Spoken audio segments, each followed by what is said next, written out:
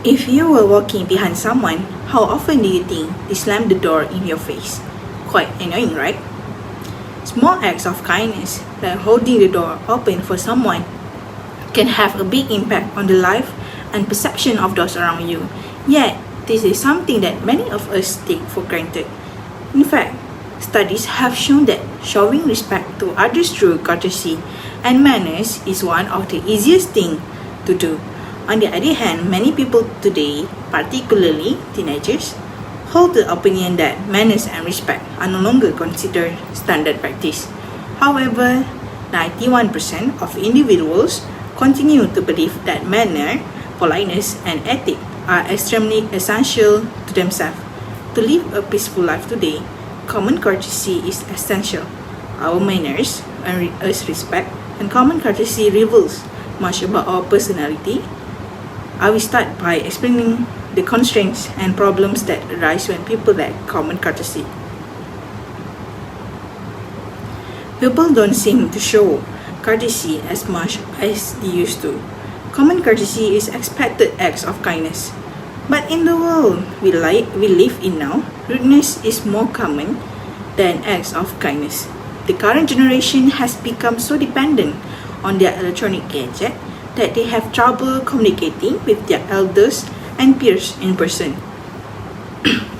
Most of the today's youth communicate via electronic devices, employing text-based slang and abbreviations, using a popular camera and social media app and text as key methods of communication have proven their incapacity to prepare current generation for social interaction. Since most current generation have grown up with technology as a normal part of life, they lack proper social experience. In addition, they have not learned how to portray public courtesy. The COVID-19 epidemic has far-reaching effects on people's development and maturation. Because of quarantine and virtual school, many people choose to be alone to deal with how lonely they were. Many people did not talk to anyone outside of their respective families.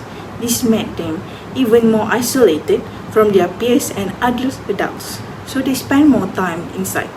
This had a huge effect on the social skill and ability to be polite of the current generation.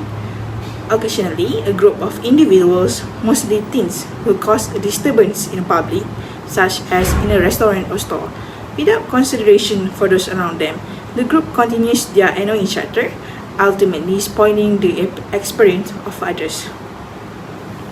People these days are extremely impolite, and they interact with other people using their feelings without giving any consideration to how their words and actions will affect the other person. It's much easy to show disrespect towards others when one lacks empathy. Some people just don't care if their feelings are hurt or their safety is threatened by the behavior of others. The lack of empathy is also linked to antisocial traits such as mental instability. Everyone should know how to say please, thank you, and especially excuse me, regardless of whether parents are required to teach manners. It appears that a significant proportion of those who are part of the present generation do not know when to utilize these terms. They have no interest in recognizing the efforts and contributions of others. Now that we understand why so many people have forgotten how to exercise common courtesy in their daily life, I will explain how every person and the younger generation might practice common courtesy in their daily life. Since most of us are human, we breathe, eat, sleep, raise kids, and repeat the cycle, we try to live by the motto, you do you. But there are some things that everyone should know. First of all, it's important to have common courtesy if you want to live like a normal person. Personal space, eye contact, and public behavior may vary from country to country, but being polite should be the same everywhere. Here are some ethic tips. First, respect others in public. You must respect others everywhere we go. Avoid using impolite or harsh language in public. You must also be mindful of the environment. In addition, you must use your mobile phone in a private location to not disturb the serenity of others. Additionally, constantly respect those that help and benefit you. Second, put positive energy into the world. Do you recall the last time someone entered a room and lifted everyone's spirits? You can also be that person. Individual can maintain a favorable attitude about the topics being discussed. There is nothing more satisfying than realizing that your actions have positively affected another person. You can do this by attempting to solve their personal or professional problem if they ask for assistance, making them laugh with jokes that recently made you laugh out loud, or simply listening to them and being there for them. Sharing positive energy is very gorgeous act. As you can see, acting with common courtesy in everyday situation is not difficult. Now, let's examine the advantages that result from good manners and the consequences you will face if you lack common courtesy. First, a great relationship builder. This is true in both personal and work life. I have learned that relationships are very important in business and that being polite is a big part of building relationships. You can also make good friends or co-workers who will also be nice to you.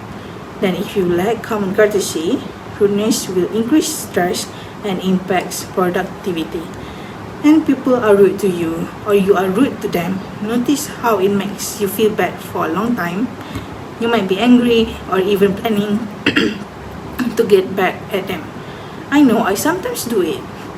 It made people more stressed out and hurt their ability to get work done.